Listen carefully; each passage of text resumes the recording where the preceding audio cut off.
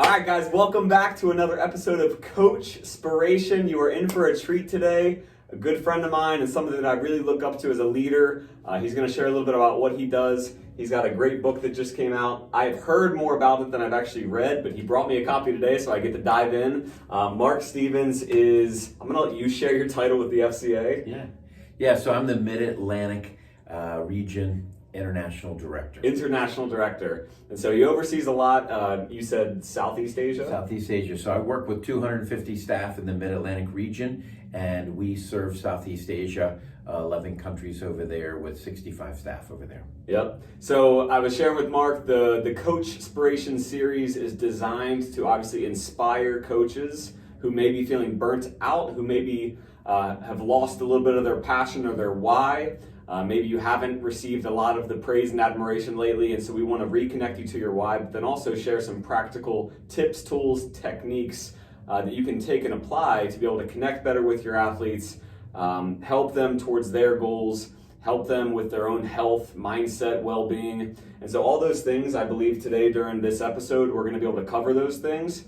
And Mark, I'm pumped that you're here, man. I'm pumped that we get to sit down and talk, and I'm really excited to dive into this and hear the wisdom, because you started coaching when? Yeah, and leading and coaching and just being in this field of impacting student athletes. When was that? Yeah, in 1985, I got my first coaching job as an assistant wrestling coach at Model School for the Deaf. Okay, where was that? That's in Washington, D.C. on the campus of Gallaudet University, which is the only liberal arts college in the world for deaf people. And coached there for 2 years, coached the deaf national team, and we went to Russia and wrestled Bulgaria. Wrestling? And wrestling's my sport. So I wrestled through high school and then coached high school wrestling 20 years. And you coached there for 20 years? No, I coached there for 2 years. Yeah. And then I coached at Bowie High School, my alma mater. I coached at Gaithersburg and Watkins Mill in Montgomery County. Wow. And after 20 years of coaching high school wrestling, God in His infinite wisdom, great sense of humor, gave me 4 daughters, none of which are wrestlers. So I learned to coach girls lacrosse. I never played girls lacrosse, but I did go to Salisbury University, and they got pretty good lacrosse there, even back in the day. I went to SU as well. Did you really? Man, go Seagulls, man. Class of 85, so a long time ago. And then it was right after that you got into coaching at this School for the Deaf in Washington, D.C. So let me go back before then, even you started coaching. Was there a coach or an experience you had that inspired you to want to coach? Because kind of the whole purpose of this series is to inspire the coach who might be burnt out. It's a job that's not always the most financially rewarding, or you don't get a lot in return a lot of the time. So what was it that got you into coaching to begin with? Who or what? Yeah, I would say, as far as the who side, I would say share 2 stories. One is a story of a coach who did it well and one who didn't do it well. So I had a middle school wrestling coach that just always encouraged us and loved on us and believed in us. And you just wanted to go out there and wrestle hard for that guy. And it was just fun. And so I think all of those attributes led me to want to be kind of like that coach. And then in high school, I had a coach that motivated me because he was so bad. He literally, look, I'm 59 years old. I remember Coach A coming in the lobby, telling me and embarrassing me in front of 20 friends, saying I'll never amount to anything because I'm not in there in the practice room right now after school working 15 extra minutes. Now, he was telling that guy to somebody who was on the returning state championship team. I was 3rd in the state myself. I had lost 25 pounds from 132 to 105. I was committed. Right. And yet he said all that, and I still remember it today. It still evokes emotions inside of me of what he said. And I realized the power of words that coaches have. And I realized I wasn't gonna be like him. And yet he motivated me to be a different kind of coach, more like my middle school coach. That is fascinating, man. We hear stories like that all the time, but we're cut from the same cloth, and every time I hear stories like that, it like, even though it happened 30 years ago, like it just hits me right here because it's a new story, different time of year, right? It's like it's happening all over the place as we speak. Yeah. And so it's like, Coach, I mean, that's why you are where you're at right now, is to be like the middle school coach and not the high school coach, right? Yeah. And so I got a lot of follow-up questions on that, but as a high school student, thinking back to when you heard those words from him, what did it do to you then? And then in hindsight, now looking back, like, what would you tell yourself back then that might help? Because I guess where I'm trying to go out with this is, I think as a coach, knowing that your players are experiencing other coaches out there that might not be as love-powered as you are and might not be the same type of coach as you. Yeah. There are certain things you can do to empower your players to maybe not be as deeply emotionally affected by their other coach's words. So like, how do you go about doing that as a coach? Does that make sense? Well, I think you want to stay on the positive side, right? And at the end of the day, I don't see it published as much anymore, but I love the NCAA line. Most of our athletes are going to go pro in something other than sports. Amen. Especially if you're a high school coach or a youth league coach. So let's don't coach with that kind of attitude that our kids are going to go pro. They just want to enjoy it. Mm-hmm. And I would say even now with my youngest daughter, Lily, she's in her 4th year of playing college lacrosse. She's started every year. She's had lots of success. And me being the coach, I'm kind of like, hey, do this, do that, push her a little bit. And it's not that pushing's wrong, but you have to know your athlete. And she says, Dad, I just want to play. I just want to play lacrosse. Even if she's playing at a high level, she just wants to play. That's right. She wants to have a good time. And you can't forget that. I don't care if it's youth league, middle school, high school, college. Your kids just want to play the sport. So approach them that way and approach practice that way, that you're pushing them and they're still having a good time. In your experience, have you found that, because for some coaches it's like at the collegiate level, of course, like they get paid to win games, right? And otherwise they don't stay. But in your experience, have you found that the kids and the coaches that take that approach of make it fun and enjoyable, their players end up winning more? 100%. The best example we have right now is at Penn State. So I'm a wrestling fan. I follow Penn State wrestling. And I like other teams, but I follow Penn State. They have won 9 out of the last 10 NCAA Division I championships in wrestling. No idea. That's crazy. And their coach, he is almost non-existent. Right away you're going to, let me go online and learn about him. He is so introverted and somewhat secretive about what he's doing that he does 2 tweets a year on Twitter. I mean, he is almost non-existent. But now that he's done it so many years, his wrestlers are wrestling in the Olympics. They're coaching other teams. And you're hearing them speak his speak. Mm-hmm. And so for a sport like wrestling that people love to say, I'm going to grind today and I'm going to work really hard or whatever, I'm sure they do that. But nobody ever talks like that. They have almost introduced something new in the sport of wrestling, which I've been a part of since age 8. So 50 some years, right? Yep. They talk about play wrestling. He wants his college wrestlers to have fun in the wrestling room. This is so different than every other coach. Hey, you got to work harder, work longer, sweat more, do this, do that. And his guys, because they're great at just relaxing and playing wrestling in the big time matches, he just says, hey, go out there, have fun and play. 9 out of 10 national championships. And they're having fun in wrestling practice, which is like mind-blowing. And not to mention, 10 years down the road, they're going to look back and they're going to actually say good things about that coach, right? So if you're a coach that cares anything about what your players are going to say about you 10 years from now, obviously you want to be thinking about this, right? Yeah. Because if they hate every minute of it, right, they're going to look back and hate their coach. Yeah, yeah. You don't hear anybody saying that. Even I know a guy, he wrestled at Damascus, 2-time state champ in Maryland, went there just to be a part of the program. He knew it'd be almost impossible if he ever started. I don't think he ever wrestled a varsity match in 4 years. He loves the coach. Yeah. He loves the coach. He loved the team. He loved the atmosphere. He felt like he was treated like first class, just like the other guys, even though he didn't start. This coach from Penn State went to his house and visited him, even though that coach probably knew he's not going to be something for me. Right. But loving your kids and helping them to have fun and enjoy the sport can actually lead to success. Amen. So then let's go on the flip side, though. What does it look like to correct, discipline, be that side of that coach when you need to? Because obviously it's not just all about have fun and enjoy the game. That's an important part, but what is like your philosophy? What is your recommendation for how coaches should also not just be the friend, but be the coach?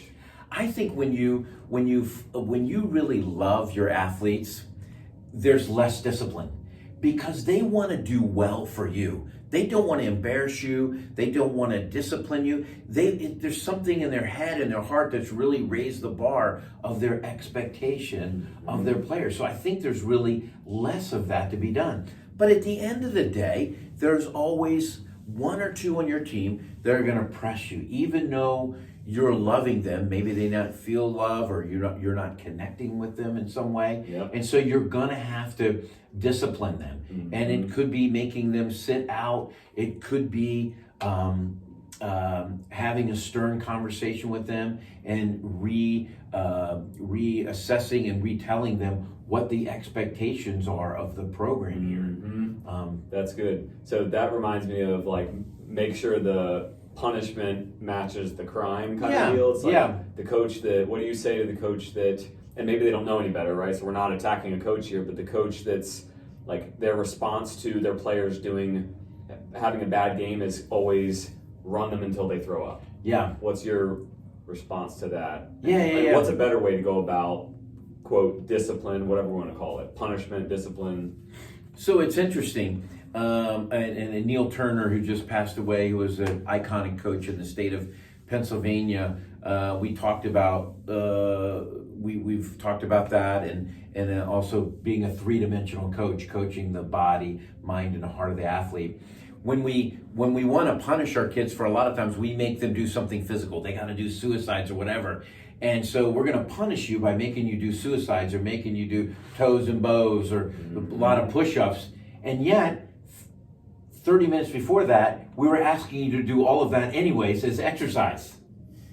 So it doesn't match up. Like, I'm asking you to do all these things as an exercise to strengthen you and to work on your cardio, and now I'm going to punish you with these things that are actually with the same exact thing. So I think that the punishment, I think when we punish with physical things, really, what does that do for the kids? I think in your mind, you've got to think through, what does this really do for kids? And what about, why do you make kids, you run some laps to warm up, and then the kid shows up late, and you say, you got to run extra laps, and it's the parent's fault, not the kid's fault. And so now he's hating the parent and the coach. That's right. So it doesn't make sense. I think you have to have a conversation about this and set some standards and have clear communication of what the bar is. I don't think physical punishment is the way to go. No, it'll lead to probably more rebellion and resentment. Yes. Right? Yes. I think it's a good reminder too as a coach. We get so busy, but and it's the same thing in leadership and business. It's like sitting down and having that one-to-one course correction type conversation. I mean, that is harder for that young man or woman to do sometimes than to go out and run an extra 5 laps, and way more impactful, right? I mean, like, to sit across from your coach and your coach share with you, hey, I'm disappointed in what just happened, whatever it was. I think that you have more in your tank. that 5-second conversation, like, isn't that going to have much more of a lasting impact than what you were just talking about, the physical punishment at the end of the day? I agree 100%. And it's the reason we do that. Why do we tell our kids to run a lap or do push-ups? And that is because we coach, Andrew, we all coach the way we were coached. Right. And that's what our coaches did to us. So we think that's right. And so that's what we do. But we haven't taken time to think about. And it's so great you're listening to this online, because you're starting to think and you want to improve. So I encourage you to think about what would be a way to discipline your athletes. And what you just shared is great. And it's easier to say, go run a lap, because that's what we were taught to do. Right. It's a little harder to have that face-to-face, eyeball conversation and be stern with them and also believe in them that they have more in the tank, right, that they could do it. Yep, that's really good. I got a lot of things coming to mind now, right? I mean, even like if one of your players does show up late to practice, let's say, and it's their fault, or let's say they flunk a test because they just decided to not show up to class, whatever it was. I mean, having to stand up in front of your fellow teammates and apologize to them, like, whew, that is more punishment than any physical punishment, right? Yeah, so yeah. You just reminded all of us to get creative and to spend time thinking about this very important thing called punishment and even recognition on the flip side. So that's where I want to go next is, what do you see in terms of the landscape on the amount of recognition that coaches give for their players, and what's the benefit, and then what are the practical ways that coaches can go about better recognizing and rewarding their players when they see good things happening? Yeah, I think it's great to recognize athletes. People want to be recognized. They want to be appreciated. So it's great that you have those things. Here's my one thing with that is probably 90% of what you recognize is based on athleticism and physical effort. You know, the number of tackles in a game or the number of goals scored, all of these kind of physical things that we recognize. But I want you to think about, how do I recognize the mind and the heart of the athlete? Right. And that alone will set you apart from the other coaches. When you say, today we're going to give award the mind of the athlete because Joey was in the right place on the field today. Now his kick didn't go in the goal, which is the ultimate, but he was in the right place in the field because you recognize that he was on the right place in the field, and people want to be on the right place in the field. That's going to change your team. So how about the mind of the athlete and the heart of the athlete? And we all know when we're watching a game, we see somebody that's maybe undersized and they did something all based on their heart. And rewarding that type of thing and recognizing the heart of the athlete and the mind of the athlete. That's so good, man. That's so good, because I think a lot of the times what we default to is, what do we value most? That's the things that we recognize and reward, but that shouldn't be the case, right? As a coach, it's like, what should I be valuing, right? Maybe I need to rethink what's most important to me as a coach. Because if all you're recognizing and rewarding is goals scored and stats, that's a reflection of what's in your own heart at the end of the day, right? Yeah. So that's a great reminder, man. Yeah, and I would say, Andrew, those are the easy things to track, They right? are. That's why we do that. Yeah. That's what our coaches did. That's what we're doing. So we've got to improve and go to the next level. And so that's why we have to think about, and it's part of our conversation and part of the coach approach is not to give all the answers, right? It's to make statements and ask questions to get you to think about it. So I really challenge you to think through and talk to your assistant coaches about, how could we recognize the mind of the athlete? And how could we recognize the heart of the athlete? What does that look like for you and your team? And could you do it on a daily basis or a weekly basis? You know, FCA, we do a shout out drill. I don't know if you're familiar with that, but some of these kind of things allows others to participate in that. That's so good. I want to go there next then, because questions are something that I have valued more and more as the years have gone on, just in leadership and what it can do for honoring your team members or your players and making things better. So do you talk about the power of asking questions in this book? And if so, what are some of your favorite questions I got to assume that they're in here. I don't want to put you on the spot, but I mean, do you have some stuff in here about asking good questions? Okay. Yeah, there's so part of a major part of the coach approach in leadership and even coaching in sport is to ask powerful questions. And too many times we don't ask questions. So here's an example that I like to use, Andrew. When I got COVID, probably everybody on this podcast and YouTube got COVID, but I got COVID and I was down and out. And so people were texting me, hey, do you need anything? The question, do you need anything? Do you need anything? Well, my family was all gone. I was really sick, but man, there's Uber Eats now, there's DoorDash, and plus I'm a guy, like, am I going to tell anybody I really need anything? So I'm like, no, I don't need anything. And so I don't know what you're talking about. Somebody asked the question, who's bringing you dinner tonight? And I said, no one. He said, dinner will be on your porch at 4:00. Black Hog will be delivered. And he had the same intent of the people who said, do you need anything? But he asked it in a different way, who's bringing you dinner tonight? They all had the same intent. And I answered his question differently. Nobody's bringing me dinner tonight. And then he said, I'll bring you dinner tonight. So not all questions are good questions. And I've been thinking about this a lot myself, Andrew, since I wrote the book. You know, when my guys, as a wrestling coach or a girls lacrosse coach, when they would come off the field after making a mistake or doing something wrong, and maybe their head would be down or whatever, and what do I do as a coach? What do you do as a coach? Hey, Andrew, you should have done this, and if you would have done that, this would have happened. And so I'm a teller, and I'm just telling him what to do. And guess what? I bet he already knew. My athletes already knew what to do. I want to challenge you this season.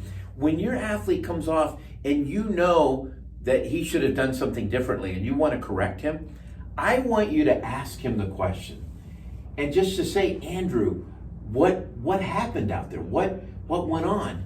And he goes, I forgot all about doing this, or my hips weren't in the right place, or my hands weren't in the right place. And like, then as a coach, here's a couple things that happened. As a coach, I'm like, great, he knew the right answer. He knew what to do. He just couldn't execute it in the heat of the battle. So I feel good that he knew what was right, okay? We don't feel good that he couldn't execute in the heat of the battle, but it was the heat of the battle, right? Okay?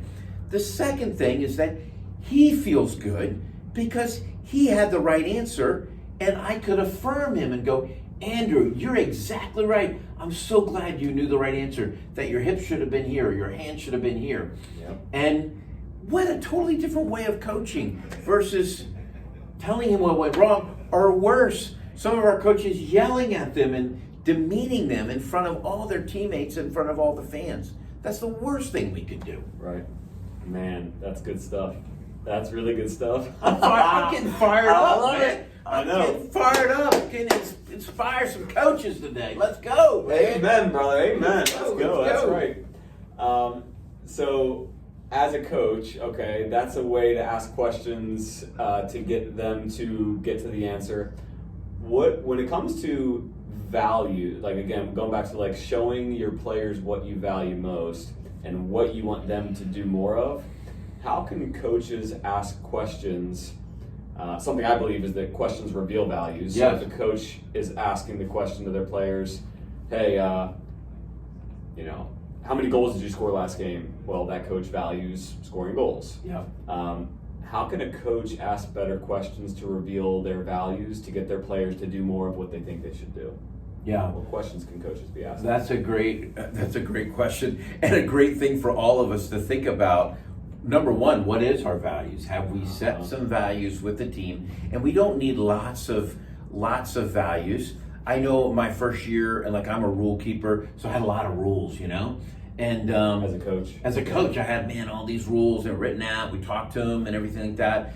But I found myself trying to keep all the rules, and I was just like, this is crazy. I'm like, hey, fix that. Hey, don't do that. You broke a rule. You broke a rule. So then I just bagged all the rules, and I said, we got one rule in this team, and that's respect.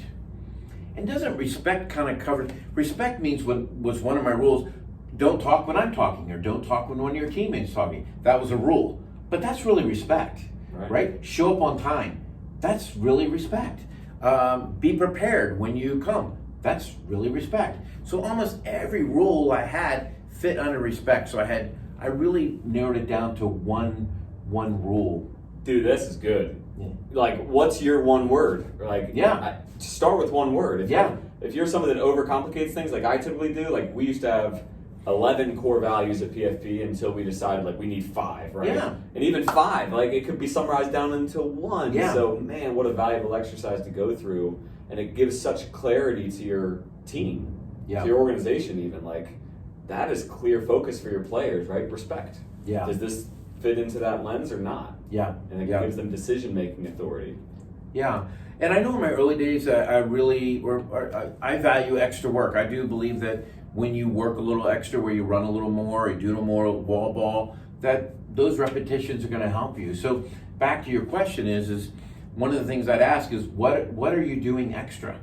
You know, if one of our values and one of the things we believe in is that X work's going to help move us forward, I could ask the athlete the question, what are you doing that's extra, that's outside of the practice time?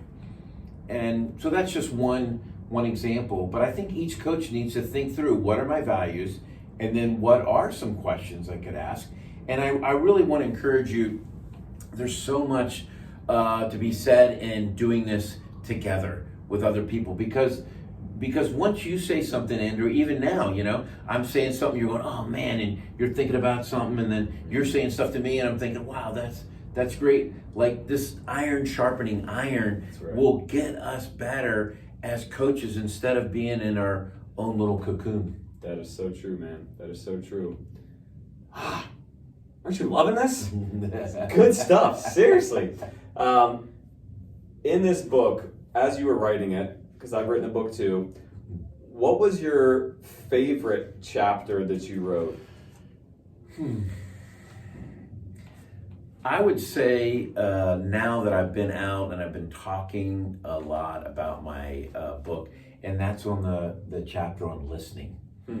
At the end of the day, you think about it as a coach, as a parent, as an employee, as a supervisor, we all listen every year, every month, every week, every day, every hour.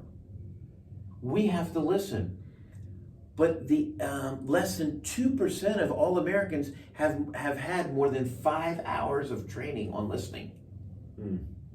Think about all your guys who are working here, all your coaches here. They have to listen every day. And part of listening is what is being said and what is not being said. And so we have to be very in tune with that. And part of being a great listener is asking great questions.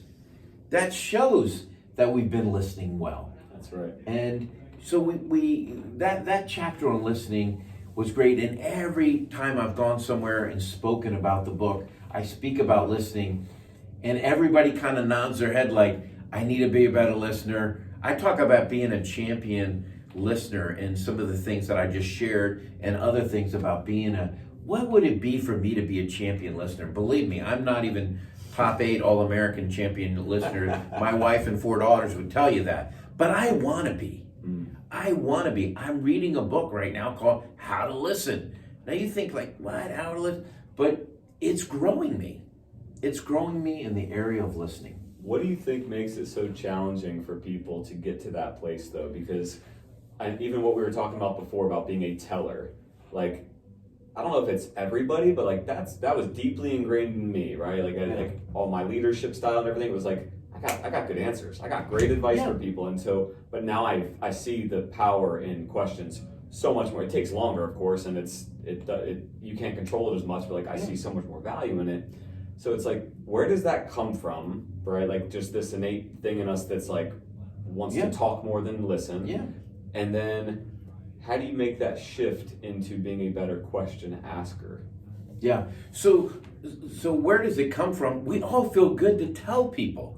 Like you're asking me questions and I get to share today. Like I'm sitting up tall because I get to share something and tell something from my experience. And we all feel better when we can drop some knowledge on people. But that is not the best way to help people learn. The best way is to ask some questions. That's why when he's asking me some questions to give you answers, I'm saying you need to ask yourself the question. Because I can give you some answers as a coach for 35 years, but I think it's good for you to wrestle with it in your own mind. That's right. How do I grow in this area? So I think we feel good about that. I tell a story in my book about meeting Bob Teed, who has a blog called leadingwithquestions.com. You should follow him on any of the social medias. That's good. Leadingwithquestions.com. You follow him on any social media, and he endorsed my book. And I met Bob, and he said, Bob said he was a part of TA.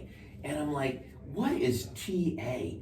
And he went on, he goes, I've been a part of this like pretty much my whole life. I'm in TA. And Andrew, I was embarrassed. I didn't know what TA was. And finally I said, Bob, I'm sorry, but I don't know what TA is.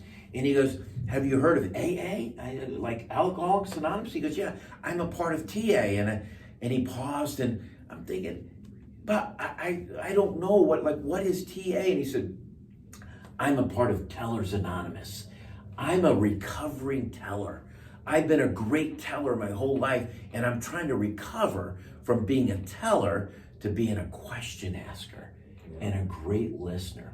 And I think a lot of us need to be a part of TA and admit that we need TA. So we love telling. I do. We love telling for sure. Versus asking questions. See, I thought it came from me being a middle child and always wanting my voice to be heard and having to shout over other people, right? Like, who knows? Maybe that's part of it. Yeah. It started at a deep young age, right? Yeah.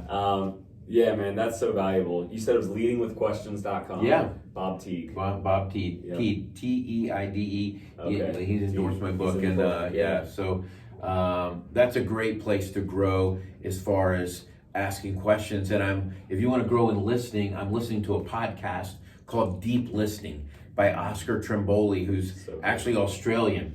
And so every week he puts out a new podcast on listening. Can you believe it? On listening, and just everything from listening's so huge. Do you know the average doctor, when you come and sit down, the average doctor only listens for 11 seconds before they interrupt. That's right.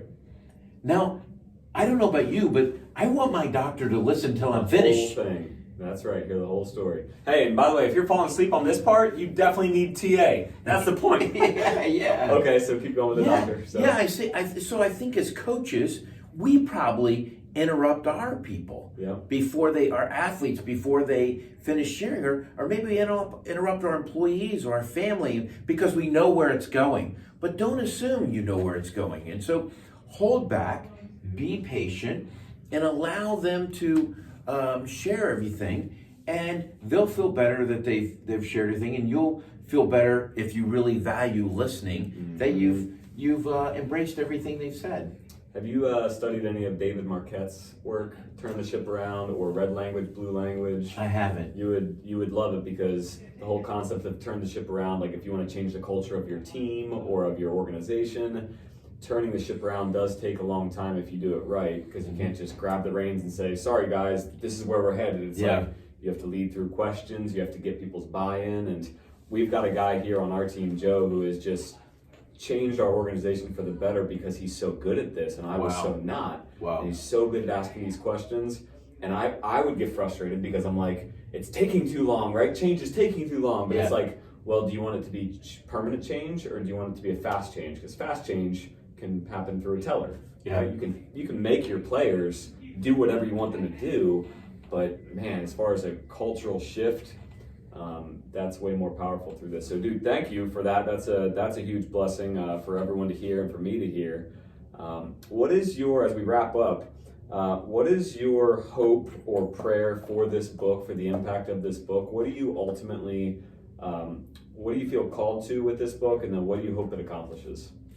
Yeah, thanks for asking. I wrote the book as I got into leadership coaching, and I went through the whole International Coaching Federation. It's the largest governing body of leadership and life and executive coaches. And I got 125 hours of training, 100 hours of one-on-one coaching, and now I'm ACC certified, which is the lowest certification. And as I was coaching people one-on-one, Chick-fil-A owner-operators, senior pastors, I coached the whole company and their C-suite level people, and I was like, many of their struggles would be overcome if they would just take the coach approach. I just want to go, Andrew, just listen to your people. Just ask them some questions. Be curious. You would go to the next level. So my dream is that it would help an individual. It would help companies. It would help sports coaches. It would help moms and dads. My editor read through this book and she goes, this is so awesome. When I was done with the book, I realized I'm always telling my 14-year-old daughter what to do. And she's exasperated with me. And this weekend, I said, I'm not going to, after reading and editing your book, I'm not going to tell her what to do. I'm just going to ask her questions. Gosh, that's powerful, man. It was just, the book wasn't even in print yet. It was just affirmation that there's some good truths in here that will help people. And people want to, with Amazon and your book and my book, they want to put it, you got to put it in category, business leadership or business coaching or something like that. Mm-hmm. And when people ask me about my book, at the beginning I said, it's a leadership book. It's a way to lead. The coach approach is a way to lead. And now I just say it's a book about relating well to others. Because that mom's not a CEO, but she's relating to her child. Or you could be a sport coach. This can help you be better at the Rotary Club or some nonprofit that you're part of. It definitely can help you better at the office for sure. Man, I'm so grateful for this conversation. I really am. Our first, I think, 5 CoachSpiration episodes were all from coaches that were within the fitness and athletic performance field. And to have this conversation today was just packed with stuff we haven't heard on any of the other episodes yet. And so I'm super grateful. I can't wait to first get it signed by Mark before he leaves this place. Let's do it. And then read this, because I'm going to devour this and put some more stuff out about it. But grab the book, Amazon, and other platforms as well. You guys have it on? It's on Amazon, and we have it. It's paperback, Kindle, and Audible will be out in the spring. You've got the audio coming out in the spring? In the spring, hopefully, yeah. I've recorded it. Now we got to make it work. Yeah. Final question I want to end with. For the coach out there that is struggling right now, they're burnt out, they maybe haven't been getting that feedback like they like to get, maybe they haven't been getting the athletes who have been giving them the praise, or I feed off that, right? When I get that message at the right time from that person that's like, hey, you changed my life, or hey, you really helped me, like thanks. Like to the coach that's not getting that right now, they're feeling burnt out, what would you say to encourage them? Yeah, number one is thanks for coaching and investing in athletes. Number two, you probably heard it on this podcast before, and other people say it, is get back to your why. Why are you coaching? And if it's all about you, you're probably discouraged, and accolades that you're going to get and trophies that your team might earn, you're going to be discouraged. You're going to be burned out. But when you think about your athletes and helping them grow up, and now that I've been in it so long, I coached some girls in U9 that are now graduated from the Naval Academy. I'm so proud of them. And was it most important that I taught them to use their right hand and their left hand?